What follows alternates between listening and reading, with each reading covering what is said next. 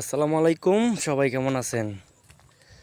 আজকে চলে আসলাম বিকেলবেলা আপনাদের মাঝে ছোট একটি ভিডিও নিয়ে। তো আজকের ভিডিওটার উদ্দেশ্য হলো, আপনারা যে জায়গাটা দেখতেছেন, যারা জালালপুরের মধ্যে আছেন, এই জায়গাটার অবশ্যই আপনারা অনেকটা চিনেন। জায়গাটার নাম হলো কদমতলি। তো এই জায়গাটা আপনারা চিনেন।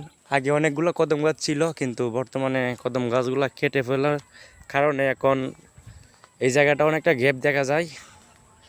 তো জায়গাটার আপনারা সবাই চিনেন যারা জালালপুরের মধ্যে আছেন।